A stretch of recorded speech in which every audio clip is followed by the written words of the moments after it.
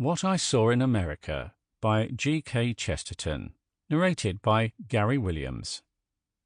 What is America?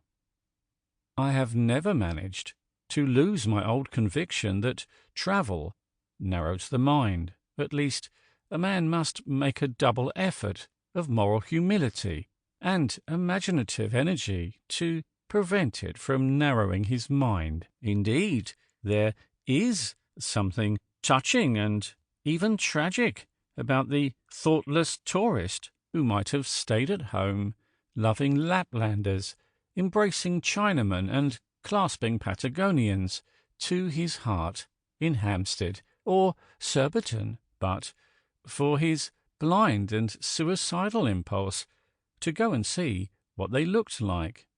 This is not meant for nonsense, still less is it meant for the silliest sort of nonsense, which is cynicism. The human bond that he feels at home is not an illusion. On the contrary, it is rather an inner reality. Man is inside all men. In a real sense, any man may be inside any men. But to travel is to leave the inside and draw dangerously near the outside.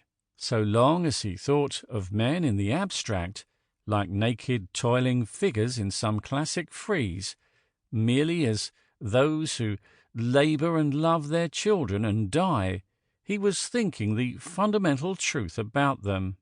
By going to look at their unfamiliar manners and customs, he is inviting them to disguise themselves in fantastic masks and costumes.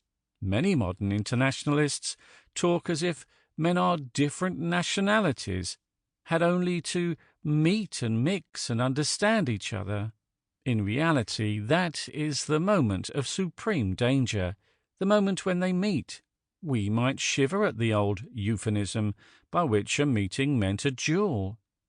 Travel ought to combine amusement with instruction, but most travellers are so much amused that they refuse to be instructed. I do not blame them for being amused. It is perfectly natural to be amused at a Dutchman for being Dutch or a Chinaman for being Chinese.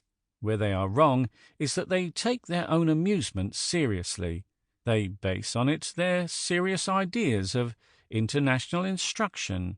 It was said that the Englishman takes his pleasures sadly, and the pleasure of despising foreigners is one which he takes most sadly of all.